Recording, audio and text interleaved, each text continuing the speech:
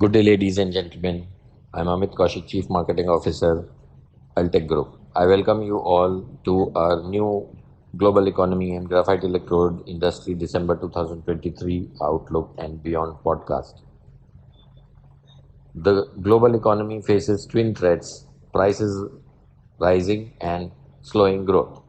A potential boost from constrained household spendings offers promise for the global economy. According to OECD, global growth is projected to be 2.9% in 2023 and weakens to 2.7% in 2024. As inflation abates further and real income strengthens, the world economy is projected to grow by 3% in 2025. Global growth remains highly dependent on fast growing Asian economies. The inflation is expected to increase in the absence of to ease in the absence of further large shocks to food and energy prices. Projected headline inflation is expected to return to normal levels consistent with central bank targets in most major economies by the end of 2025. Annual OECD headline inflation is expected to fall gradually to 5.2% and 3.8% in 2024 and 25 respectively from 0.7% in 2024. The fiscal policy needs to prevent unsustainable debt increases. Public debt may rise, but strategic investments in aging population and climate solutions can build a more sustainable future. Trade growth is weak. The global trade growth has been surprisingly weak over the past year. This is worrying given by the importance of trade from productivity and development. Merchandise trade volumes fell by 1.5% in the first half of the year, whilst services trade volumes are estimated to have risen by 6.4% as the ongoing normalization of travel in Asia helped to boost tourism. Weak trade is not an entirely new development. Since the recovery from the pandemic, trade has fallen relative to GDP, particularly merchandise trade. Let's have a look at a very interesting topic of decarbonization.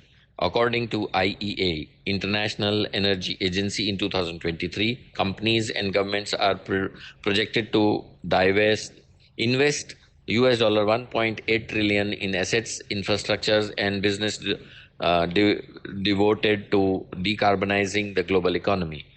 These investments are the trillions of dollars already contributed since 2000 and the trillions more that will flow thanks to the economy and policy supply support of clear technologies have the potential to sustainably change the world's energy and climate systems. A turning point approaches. The International Energy Agency predicts a definitive end to the era of unchecked fossil fuel demand within its decades within this decade, with renewable energy and electric vehicles leading to the charge. But that does not mean consumption of oil, gas, and coal will necessarily fall rapidly or even initially fall at all. As the IEA executive director noted, fossil fuels have held their share of global energy supply steady to about 80% for the decades. To date, renewable energy sources and EVs have merely displaced what otherwise would have been even more growth in fossil fuel consumption. The but the end of fossil fuel growth means several things. China is by far the biggest detrimental of the global coal consumption, and so it will be essential to watch its policy, energy, and environmental decisions about coal. Oil now faces a steady increase in demand.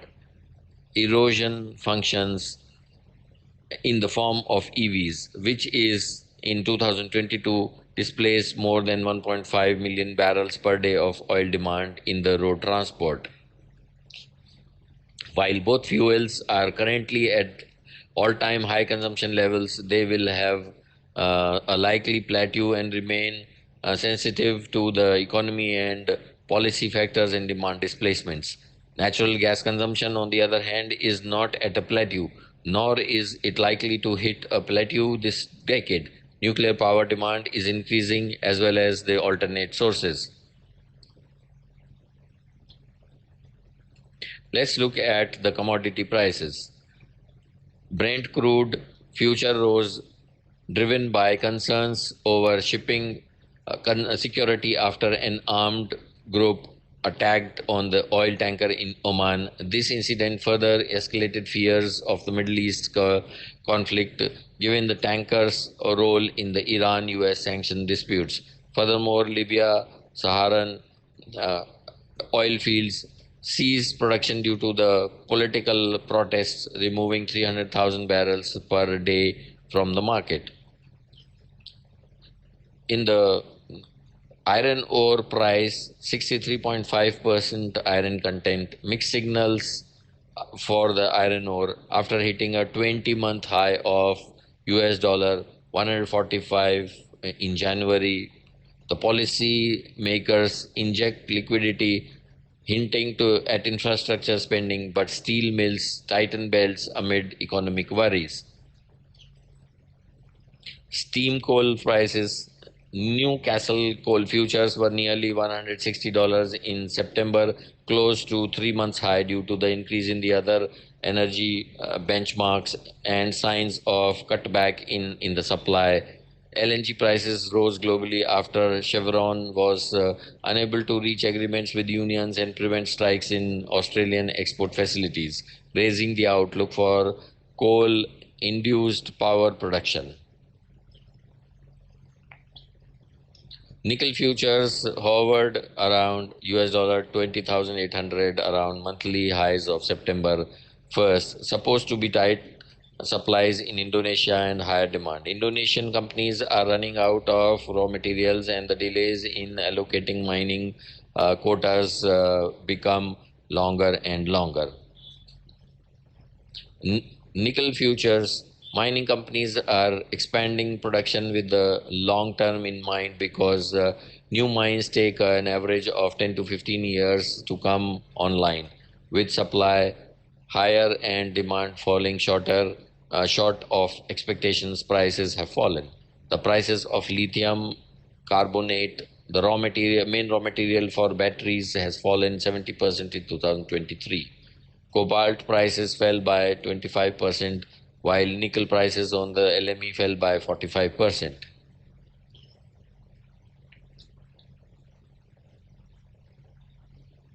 Aluminium prices, aluminum futures remain above US dollar 2,200, close to 1 month high of US dollar 2,237, touched on September 1st as the supply pressures magnified signs of higher demand.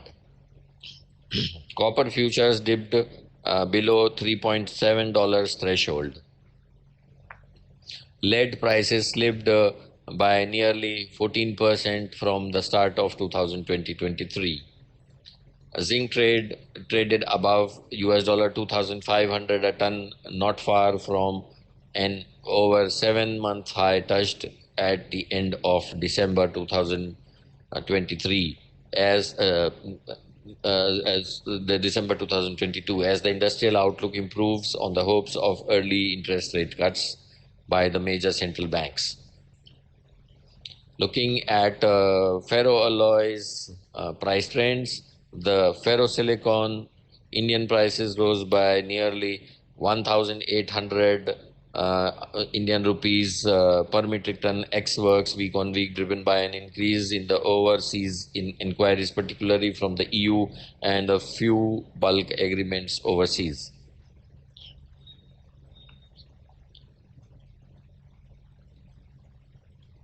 Let's have a look at global crude steel production. World crude steel production was 145 million metric tons in November 2023, with a 3.3% increase compared to the November 2022. In the top 10 crude steel producing countries, China, India, and South Korea show a positive growth from January until November 2023. Let's have a quick look at graphite electrode and needle coke pricing market. According to the custom data from January to November 23, China's total export of graphite electrode was 271,000, which is an increase of 0.37%. Major Western graphite electrode producers reported a lower production rate due to the decline in the EAF operating rate in various regions. However, new EAF projects are progressing steadily, particularly in the US and Canada, and the medium term outlook for graphite electrode remains positive. So this brings us to the end of this edition of the podcast. We would welcome you to join again next month with a new edition. Thank you very much. Bye.